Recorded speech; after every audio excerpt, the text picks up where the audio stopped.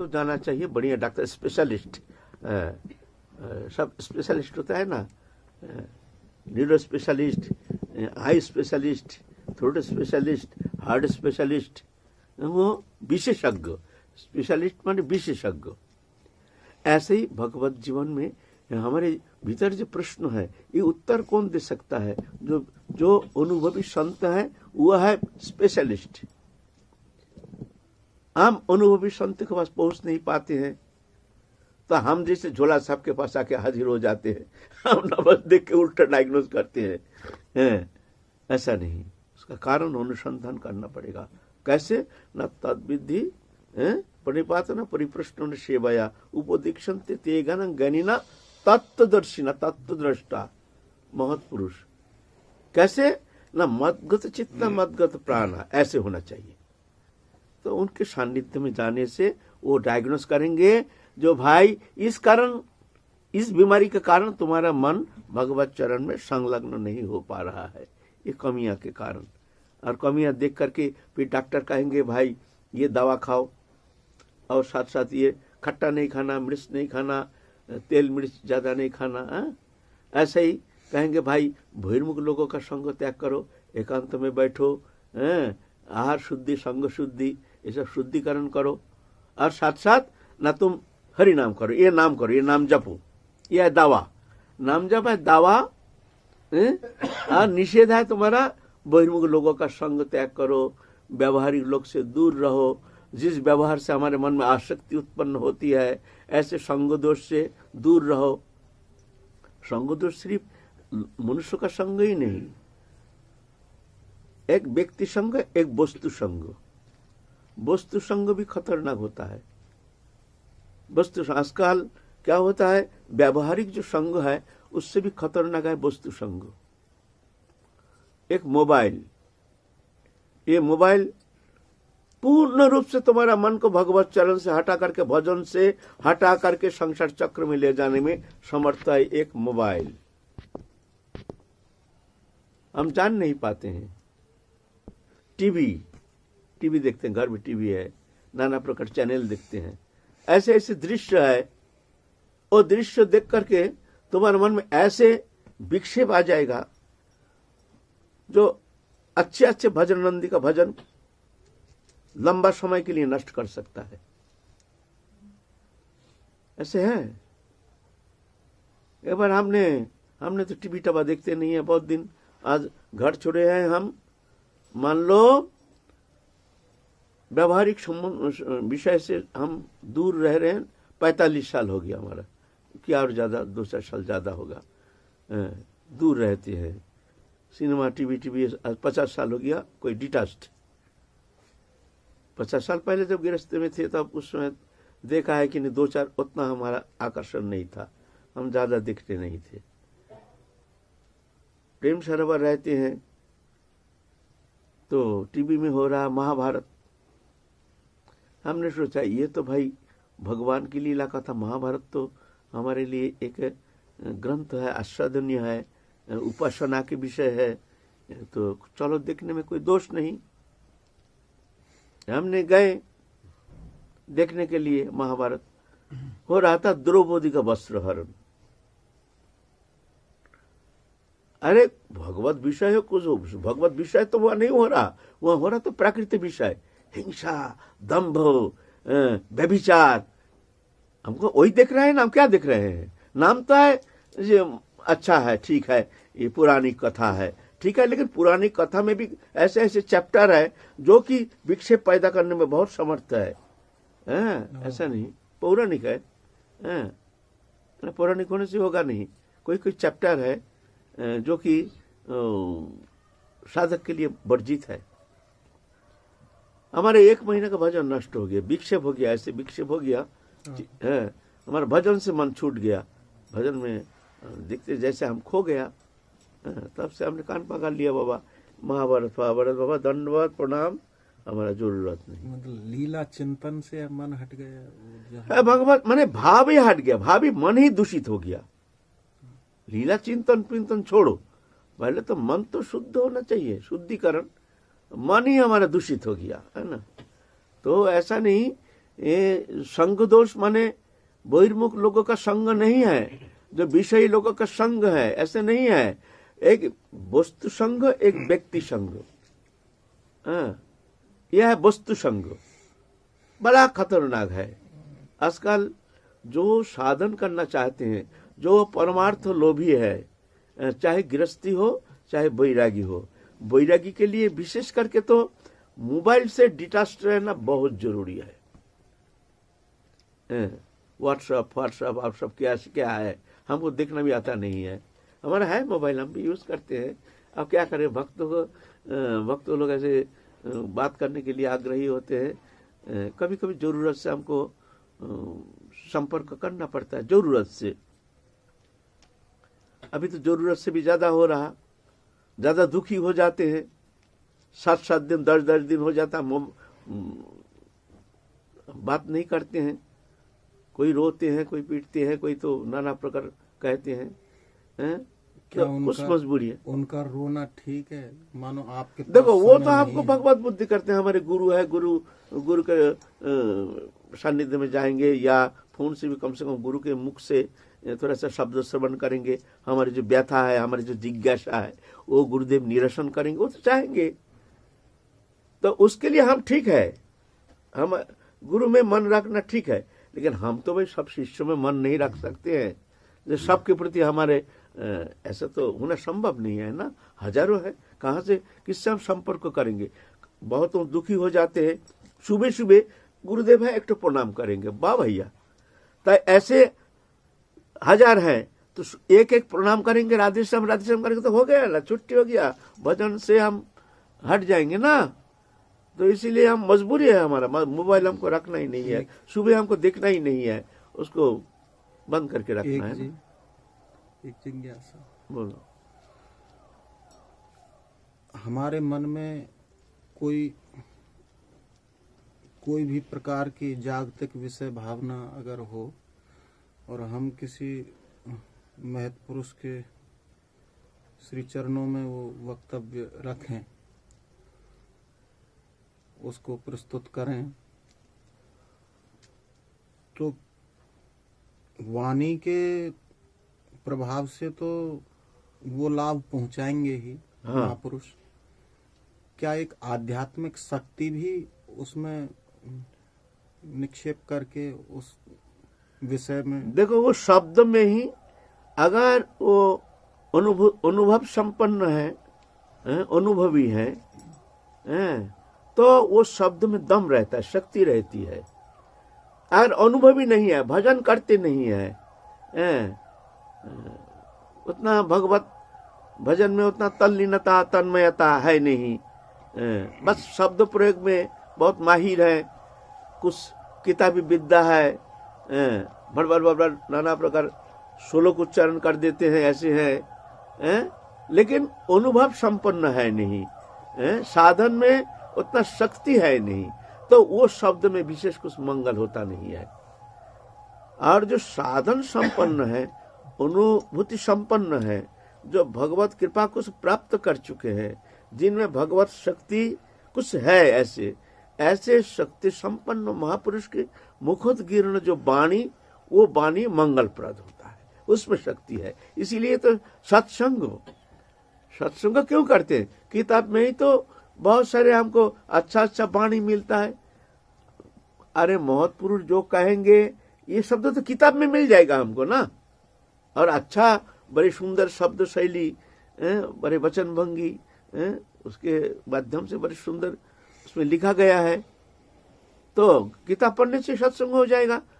साधु संत के पास जाने की क्या जरूरत है? नहीं, अनुभूति संपन्न जो साधु हैं, उनके मुख से जो हम अमृत कथा, भगवती कथा श्रवण करते हैं, वो कथा में शक्ति होती है। वो शक्ति कान के माध्यम से भीतर में प्रवेश करके उसके अज्ञान जनित ग्रंथि को खोल देता है, खोलने में समर्थ है। उसके भीतर चेतना शक्ति को जागृति करने में समर्थ है वो महापुरुष। ऐसे है, सबका संग थोड़ी किया जाता है, हमारे संग करने से थोड़ी होगा। कोई ऐसे महापुरुष जो है, उनके सानिध्य में जा करके तद्विद्य प्रणिपातेन परिप्रश्नेन परिप्रश्न करना, जिज्ञासा करना, फिर उनका सेवा करो, फिर उपदीक्षते ते ज्ञानं ज्ञानिना तत्वदर्शिना, तत्वदृष्टा महत्पुरुष जो अनुभव संपन्न है, ऐसे भजन करते हैं। भजन में जिनकी अनुप्रवेश है, जो जीवन में एकमात्र भगवत प्राप्ति, जिनकी जीवन की एकमात्र उद्देश्य है, जो समय का दुरुपयोग नहीं करते हैं, हर समय भगवत चिंतन में रहते हैं, भगवत सेवा में रहते हैं, ऐसे महत्पुरुष के सानिध्य में जा करके निवेदन करने से वो निरसन कर सकते हैं और वो शब्दों कल्याणकारी होती है। नहीं तो ऐसा नहीं, जहां तहां गया, किसी के पास गया, प्रश्न किया, झोला साहब डॉक्टर के जैसे बीमारी हो, दिखना आता नहीं है, डायग्नोस तो हुआ नहीं, उल्टा पल्टा दवाई दे दिया और उल्टा एक्शन हो गया। कभी समय संयोग नहीं बनता है महापुरुष के पास पहुंचने का, तो क्या ये यंत्र मोबाइल के द्वारा उनका निरीक्षण हो सकता है? देखो, मोबाइल में भी बहुत हिसाब करके देखना पड़ता है। जो बकता है वो निराग बकता है कि सराग बकता है, वो अनुभूति संपन्न है कि नहीं, ये विचार करके देखना पड़ता है ना। उसके बाद ये श्रवण करना चाहिए। आजकल तो हम जैसे वक्ता तो रास्ते में बहुत डोलते हैं, जगह जगह बहुत वक्ता का कोई कमी नहीं है, लेकिन अनुभव सिद्ध जो है, अनुभूति संपन्न जो महत्पुरुष हैं बहुत कम है। ऐसे वक्ता की मुखोद्गीर्ण जो वाणी होती है वो बहुत फलप्रद होता है ना। तो साधक, हमारे जो भजन हो नहीं रहा है, हमारे भजन में जो कमियां हैं, हमारे मन जो लग नहीं रहा है, ये सब भ्रांति दूर करने के लिए सत्संग चाहिए। क्या जो बोलने में जो दक्ष होते हैं और जो बहुत ही सुंदर प्रवचन सत्संग देते हैं, क्या हम उनसे अंदाज लगा सकते हैं कि ये उच्च स्थिति में पहुंचे? हाँ, यह अंदाजा हम लगा सकते हैं। पहले जिनके संग करेंगे हम, जिनकी सानिध्य में जाकर के हम हरि कथा श्रवण करेंगे, उनके कथा श्रवण करने का बाद देखना चाहिए हमारे मन पहले से निर्मल हुआ कि नहीं, 1 नंबर। 2 नंबर, एक भगवती प्रेरणा जागृति हुई है कि नहीं, पहले से ज्यादा हमारी इच्छा आग्रह बढ़ गया है। और बहुत सारे भूल भ्रांतियां हमको देखने में आया है, जो हम में ये कमी है, और मन में एक भगवती प्रेरणा, नहीं, हमको बहुत कमियां हैं हमारे अंदर, हमको भजन करना है। एक मन में एक उत्साह, उद्दीपन ये बढ़ेगी। अगर ऐसा नहीं होता है, जो साधु के पास जाकर के पहले जैसा मन था, जब लौट रहे हैं ऐसे ही मनोभावना लेकर लौट रहे हैं, तो मान लो वो संग से तुम्हारे विशेष कुछ लाभ हुआ नहीं है।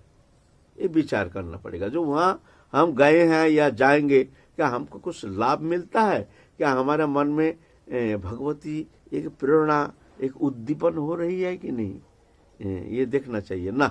हम गए हैं, अच्छा, उनकी कथा सुन के हमारे मन में बहुत अच्छा एक लगा, मन में एक भगवती प्रेरणा जागृति हो रही है, और भजन करना है, साथ साथ ये कमियां हैं, हम में ये कमियां हैं, ये भी देखने में आया। ऐसा ये विचार करके देखना चाहिए, तो उसके बाद संग करना चाहिए। अगर मोबाइल में भी ऐसे कोई महत्पुरुष के वाणी श्रवण करके तुम्हारे अंदर ये परिवर्तन आता है तो ठीक है, और ऐसा नहीं है तो बेकार ये शब्द श्रवण से कुछ लाभ नहीं होता है। उससे अच्छा तो है समय मिले तो भक्त माल ग्रंथ आस्वादन करो, भक्त कथा, भक्त जीवन चरित ये आस्वादन करो, ये ग्रंथ अध्ययन करो, और अच्छा है। चैतन्य चरितामृत, भक्तमाल ग्रंथ अध्ययन करना चाहिए। जहाँ तहाँ डोलना, जहाँ तहाँ जाना, ऐसा नहीं।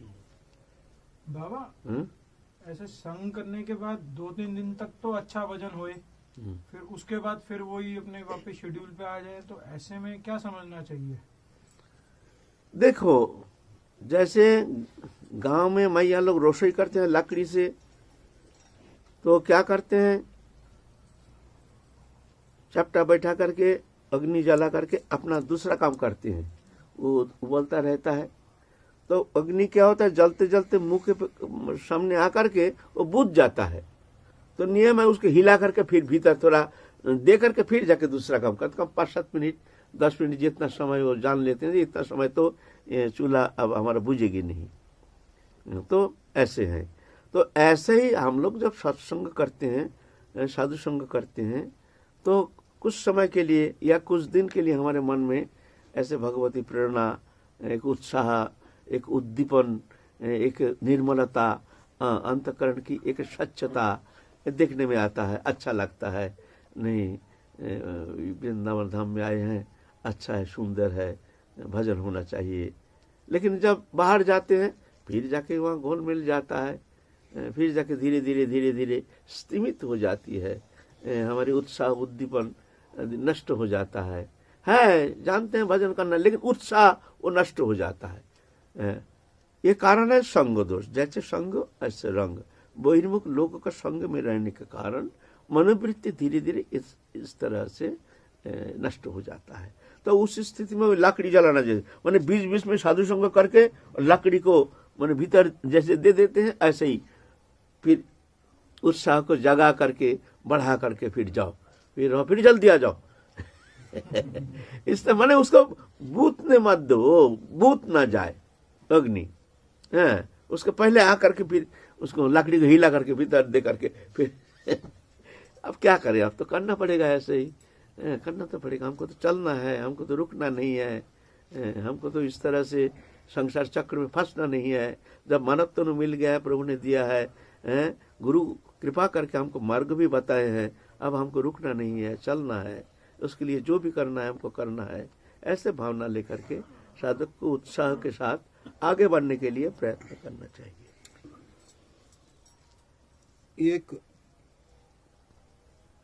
कुछ साधक ऐसे होते हैं कि उनकी किसी देवी में या देवता में उनका मन इतना जकड़ जाता है और बचपन से ही वो उनकी पूजा अर्चना करते आए, वही देवता में ज्यादा रुचि है, ज्यादा निष्ठा है, ज्यादा निष्ठा हो जाती है और वो विवश हो जाते हैं कि वो उनको छोड़ें। उनको अनुभव भी होते हैं और उनकी मनोकामनाएं भी सांसारिक पूर्ण होती हैं। तो उस स्थिति में वो क्या करेंगे? देखो, हमारे सनातन धर्म में बहुत सारे भजन पद्धति है।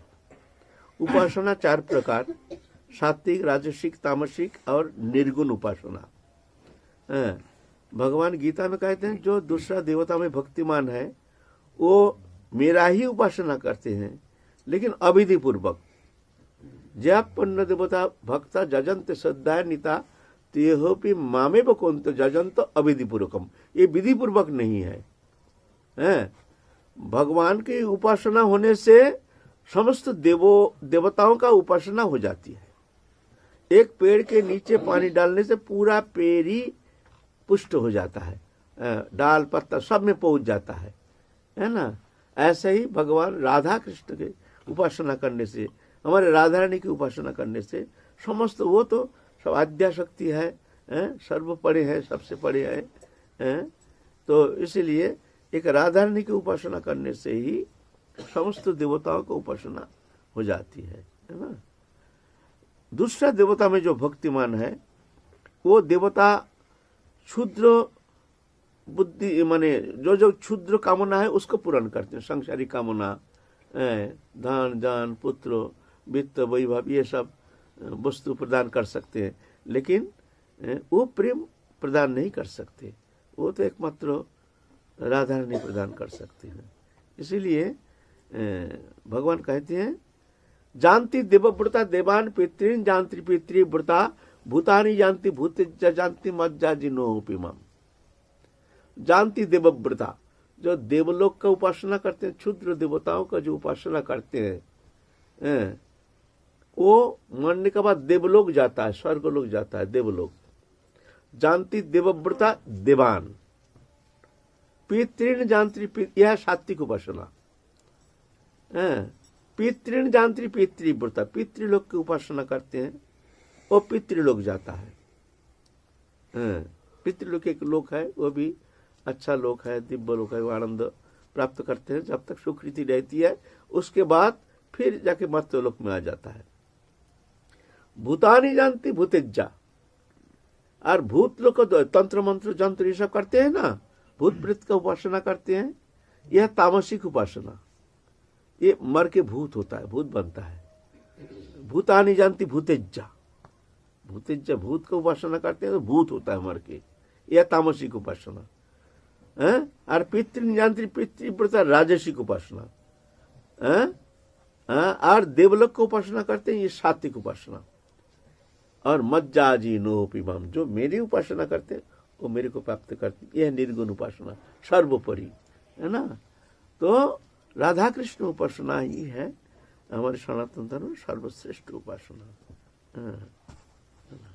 एक भय रहता है कि जिस देवी देवता को हम मानते आए हैं तो उनको उनकी सेवा अर्चना छोड़ने से कहीं कोई अनिष्ट ना हो जाए। ना अनिष्ट क्यों होगा, वो तो भगवान का ही तो अंश है ना, सब देवता। भगवान का है ना, जय पन्न देवता भक्ता जजंत श्रद्धान्वित तेपि मामे वो मेरा ही अंश है।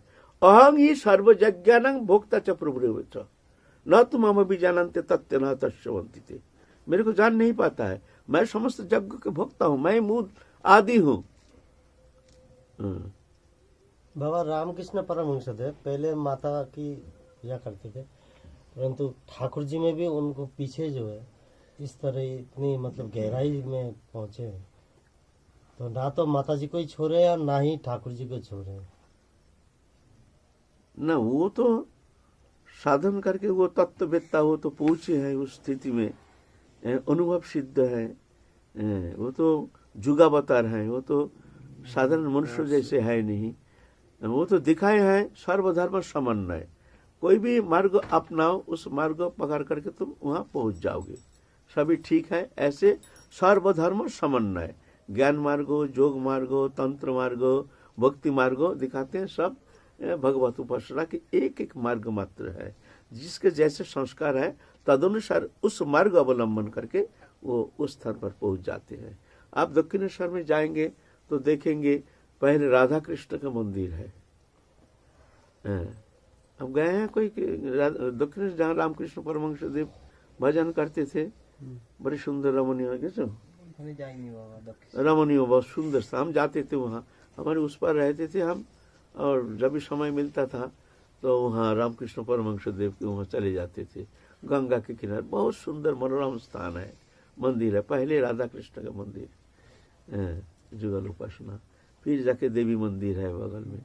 ऐसे है हमारे सनातन धर्म में सब मान्यता है, जिसका जहाँ रुचि है रुचि अनुसार उपासना करते हैं। ऐसे है रामकृष्ण परमहंस देव समस्त सर्वधर्म समन्वय, सब धर्म को स्वीकार किए हैं, सब धर्म ठीक है, ये समन्वयवाद लेके आए हैं रामकृष्ण परमहंस देव। बाकी बिहारी को काली माँ का स्वरूप में दर्शन किया रामकृष्ण परमहंस,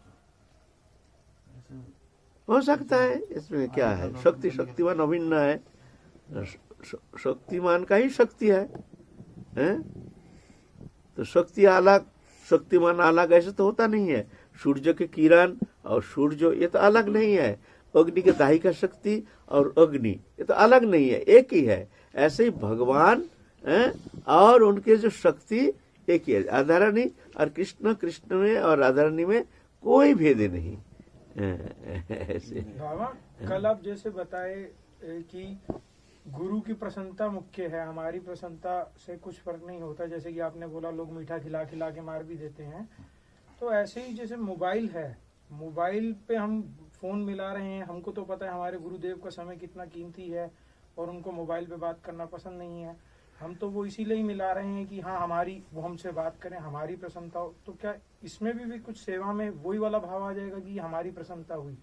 माने अप्रसन्न नहीं होनी चाहिए, निवेदन तो करना चाहिए, लेकिन ये नहीं हम फोन उठा 5-7 फोन किया, 10 फोन किया, सुबह से फोन किया, 3 दिन फोन कर रहे हैं, आप उठा नहीं रहे हैं, हमारे प्रति आपके कोई करुणा नहीं, कृपा नहीं, ऐसे नहीं होनी चाहिए। तो जरूर कोई कारण है, जान करके प्रसन्न रहना चाहिए, निवेदन करना चाहिए। हम आपके साथ बात करने के लिए आज 3 दिन से हम इंतजार कर रहे हैं, ऐसी प्रार्थना।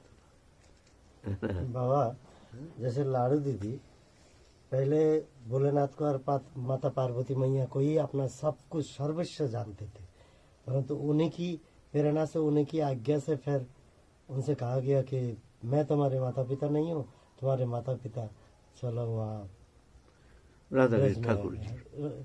ठाकुर प्रिया है। तो ना तो उनको वही छोड़ना पड़ा, ना ही इधर से कोई कमी हुआ। ये पंडित जी की प्रश्न भी ऐसा ही था, जैसे किसी को माता में मतलब वो थी, श्रद्धा थी बहुत ज्यादा, तो क्या बिल्कुल ही उनको छोड़ना जरूरी है? जैसे पंडित जी ने प्रश्न किए थे, पीछे जैसे यहाँ आएंगे उसमें कमी तो नहीं आएगी ना? ऐसे नहीं है। जो देवता का उपासना करने से वो देवता जो है वह देवियां जो है सब भगवत शक्ति भगवान का ही अंश है, अभिन्न अंश है। तो कृपा वो बता देते हैं तुम ये मार्ग अवलंबन करके चलो, जिससे तुम्हारा परम मंगल होगा, तुम जुगल उपासना करो, ऐसे बता देते हैं। ऐसे पंडित जी एक का बार प्रश्न हम नहीं तो है आज ऐसा। ही बोल रहे थे ना, और भी पहले बोले निष्काम। ये पद्म पुराण में है, हम संक्षेप में बोलते हैं। पद्म पुराण में क्या हुआ, एक भक्त शिव का उपासना करते थे और कोई देवता को मानते ही नहीं थे। पद्म पुराण का बात है। तो बहुत एकांतिक भक्ति के साथ उपासना करते थे भोले बाबा का। एक दिन भोले बाबा प्रकट हो गए, बोलते भक्त कुछ वर मांगो, हम तुम्हारे ऊपर प्रसन्न है। भोले बाबा प्रसन्न होकर कहते तुम हमसे कुछ मांगो, वर मांगो, क्या चाहिए तुमको बताओ। तो भक्तों को बहुत चकित हो गए, जो प्रभु प्रकट हो गए, अरे इतना सहज, इतना जल्दी प्रभु कैसे हमारे ऊपर प्रसन्न हो गए, प्रकट हो गए। तो ठीक है, प्रभु कह रहे हैं तो कहते हैं प्रभु हम तो जानते नहीं है आपके चित्त जगत में क्या क्या वस्तु है, दिव्य वस्तु है, मांगना तो हमको आता नहीं है। हम देवदही बुद्धि संपन्न एक साधारण मनुष्य है। एक बच्चा से अगर कहा जाए तुम कुछ मांगो, तुम्हारा जो मन चाहे मांगो, अच्छी से अच्छी वस्तु मांगो, तो बच्चा क्या मांगेगा? 2 टॉफी मांगेगा, क्यों? मांगना तो उसको आता नहीं है ना। है तो कहता हम क्या मांगेंगे, आपको चीज जगत में क्या है हमको क्या पता है। तो आप सबसे उत्तम जो वस्तु आप मानते हैं, जानते हैं, आपके चीज जगत में सबसे उत्तम वस्तु जो है वही हमको दीजिए। जो आप श्रेष्ठ मानते हैं, सर्वोपरि श्रेष्ठ वस्तु मानते हैं, वो हमको दीजिए। भोले बाबा का आंख मोटा हो गया, अंतर्ध्यान हो गया, चले गए कैलाश में। बुखार आ गया, बिड़बिड़ा रहे हैं भोले बाबा। पार्वती आई, माता पार्वती तुम्हारा क्या है, शरीर गर्म हो गया है, बुखार बुखार जैसे लग रहा है, क्या बात है, बिड़बिड़ा रहे वो लोग। पार्वती मत कहो, आज सत्यानाश हो गया। क्या हो गया? ने हमारे भक्त ने हमको आज ठग लिया। ठग लिया माने बोले देखो हमारे हृदय की जो वस्तु है हमने आज तक किसी को कहा नहीं, दिया नहीं, क्योंकि हम सबको अष्ट सिद्धि नवनिधि भौतिक पदार्थ दे करके मैं संतुष्ट करके छोड़ देता हूँ और सभी संतुष्ट होकर चला जाता है। लेकिन ये भक्त हमको फंसा लिया, बोलते हैं आपको सबसे प्रियतम जो वस्तु है वो हमको दीजिए, और ये वस्तु हमने आज तक किसी को दिया नहीं, कोई जानता भी नहीं है हमारे सबसे प्रिय वस्तु क्या है, और वो हमको ठग लिया। ये भक्त ने हमको बुरी तरह से ठग लिया, हमने किसी को आज तक कहा नहीं हमारे सबसे प्रिय वस्तु क्या है। तो पार्वती पीछे पड़ गए, तो बता हमको बता क्या है तुम्हारे। अरे यहाँ भी तो हम फंस गए, देखो एक भक्त के पास तो हम वहां से आ गए हैं, अब ये यहाँ तो देखो फंस गए, अब इनको कहना पड़ेगा बहुत गलती हो गया, बोलना ही नहीं चाहिए था। नहीं तुमको बोलना ही पड़ेगा, नहीं तुमको बोलना ही पड़ेगा, अब स्त्री आठ बोलना ही पड़ेगा, बोलो तुम्हारे सबसे प्रिय वस्तु। तो कहते हैं देखो पार्वती हमारी सबसे प्रिय वस्तु है राधा कृष्ण जुगल विलास, राधा कृष्ण जुगल विलास, रास विलास, ये सबसे प्रियतम वस्तु है। ये हमको किसी को देते नहीं है, सबको सिद्धियां दे करके, भौतिक पदार्थ दे करके, मान प्रतिष्ठा धन जन वित्त वैभव स्त्री पुत्र ये सब दे करके हम बहका देते हैं सबको। ये क्यों? ये वस्तु देने लायक हमको जीव खूब कम मिलता है संसार में, हैं, सब यही चाहते हैं, हम ऐसा ही दे करके उनको संतुष्ट कर देते हैं। तो पार्वती कहते नहीं नहीं, तुम्हारे ऐसे भक्त है, उसको देना चाहिए, तुमको तो देना चाहिए। अच्छा तुम कह रही हो, ठीक है, क्या करें, तो देना ही पड़ेगा, चलो। फिर जगह हाजिर हो गए। और वो भक्त तो 2 दिन खूब रोए, जब हमसे कोई अपराध हो गया, जिस कारण भोले बाबा असंतुष्ट हो गए, अंतर्धान हो गए, हमको बोले कि आप कुछ मांगो, लेकिन अंतर्धान हो गए। फिर भोले बाबा प्रकट हो गए, तो भक्त को रोना शुरू किया, प्रभु हमसे गलती हो गया। बोले गलती नहीं, गलती नहीं, तुमसे कोई गलती नहीं हुआ, चलो हम तुमको ले जाएंगे, हमारे सबसे प्रिय वस्तु तुमको देंगे। तो उसको एकदम जड़ चेतन ग्रंथि खोल करके एकदम ले गए सीधा गोलोकधाम। गोलोकधाम ले करके दिखाए, जो ये देखो राधा कृष्ण विलास, रास विलास जो है, ये हमारे सबसे प्रिय वस्तु, जाओ। ये राधा कृष्ण उपासना ही सर्वोपरि है। आप भी भोले बाबा पर जल चढ़ाते हैं, इसका कारण? भोले बाबा देखो, हमारे संप्रदाय में तो भोले बाबा का विशेष मान्यता है। चैतन्य भागवत में है, मोरे भजे ना भजे शंकर, यही पापे बहु जीव जावे जम घर। मोरे मानाए ना मानाए शंकर, मेरे को मानता है लेकिन शंकर को, भोले बाबा को मानता नहीं है। यही पाप के कारण बहुत जीव भजन करती हुई भी जम लोग जाएगा। ये हमारे वैष्णवानांग जथा शंभु, सबसे उत्तम वैष्णव ये भोलेनाथ, भोले बाबा।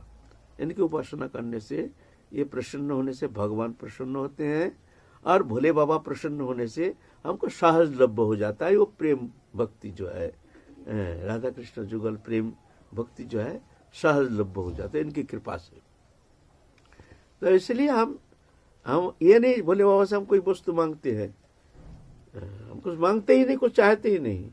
हमारा तो आदत है, हम बचपन से भोले बाबा का हम जल चढ़ाते थे, बचपन से वो आदत है। हम तेरे भोले बाबा प्रसन्न हो चाहे ना हो, हमसे कोई लेना देना नहीं। भोले बाबा को धन्यवाद करते हैं, बाबा तुमसे हमको कोई लेना देना है नहीं, हमको कुछ चाहिए नहीं, हम पानी चढ़ा, तुम असंतुष्ट नहीं होना, बस ये हमारा आदत है, जल चढ़ाते हैं बस। राधा जुगल में अगर अनन्य प्रेम हो तो जरूरी नहीं है कि भोले बाबा को ही जल चढ़ाना होगा ना, ऐसा जरूरी नहीं। ऐसा अगर कोई जल नहीं चढ़ाता है, उसमें कुछ कर्तव्य है नहीं, है ना, है तो कोई बात नहीं, अच्छा है जी। ये भी अच्छा है। श्रद्धा हमारे 2 मतवाद है, एक है ना पूजी पे देवी देवा, नरोत्तम ठाकुर महाशय बताया, नरोत्तम ठाकुर महाशय बताया है, ना पूजी भी देवी देवा। बोलते देवी देवा, कोई देवी देवता का उपासना करना नहीं है, निष्ठा का हानि होती है। एक मतवाद है। और एक मतवाद है, सर्वदेव पूजिबेक ना होइबे तत्पर, सবার निकट में गेलाबे इष्ट भक्ति बर। ये भी एक पंथा है। बोलते सब देवता का पूजन करना, लेकिन खबरदार किसी से कुछ मांगना नहीं। मांगना तो अपने इष्ट निष्ठा मांगना, जे हे देवी मैया या कोई जो भी देवता हो, ऐसे कृपा करो राधा रानी के चरण में हमारी भक्ति हो जाए। हे देवी मैया, हे भोले बाबा, हे गणेश जी, कारण भगवान का ही परिकार है ना, तो इसलिए इसमें कर्तव्य नहीं है। लेकिन हाँ, ये नहीं कहना हे भोले बाबा हमारे तुमको जल चढ़ाते हैं, देखो हमारे संसार में अशांति है, ये नहीं है, वो नहीं है, तुम हमारे दुर्दशा दूर कर दो, हमारी व्याधि निरामय को, ऐसा नहीं, तो व्यभिचारी भक्ति हो जाएगी। वहाँ हे भोले बाबा, अगर तुम प्रसन्न हो, ये कृपा करो राधा रानी के चरण कमल में हमारी अनन्य निष्ठा हो जाए, बस ये। नहीं तो कोई बात नहीं, तुम खुशी रहो तुम खुशी रहो। जय जय श्री राम।